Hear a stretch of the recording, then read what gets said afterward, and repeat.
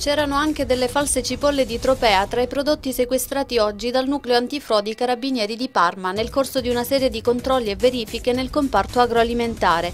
In particolare in provincia di Lecco sono state sequestrate false cipolle di Tropea Calabria IGP sotto aceto. Gli accertamenti hanno appurato che si trattava di cipolle rosse comuni. Il titolare dell'attività è stato denunciato per contraffazione di indicazione geografica e denominazione di origine.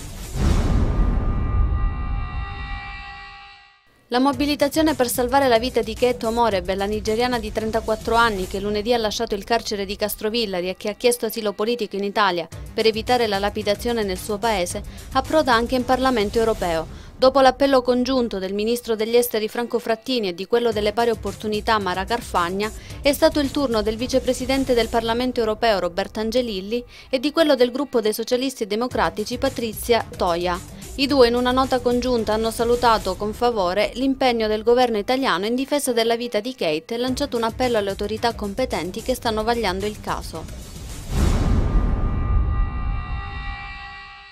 In vista dell'inizio dell'anno scolastico abbiamo fatto il punto sulla situazione degli edifici scolastici della provincia di Crotone con l'assessore Antonio Leotta. L'amministratore ha subito rassicurato sul fatto che rispetto agli anni scorsi le lezioni potranno iniziare con più serenità.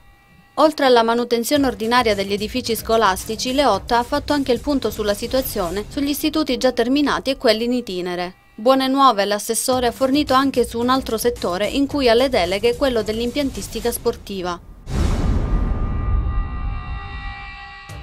È sbarcato questa mattina all'aeroporto di Sant'Anna l'ultimo acquisto del Crotone. Si tratta di Denilson Gabbionetta. L'attaccante brasiliano è già pronto e carico per la sua nuova avventura. A mezzogiorno l'esterno offensivo è stato presentato alla stampa. Il calciatore carioca cercherà di ripetere la favolosa annata di 2 stagioni fa, quando totalizzò 31 presenze andando a segno 9 volte.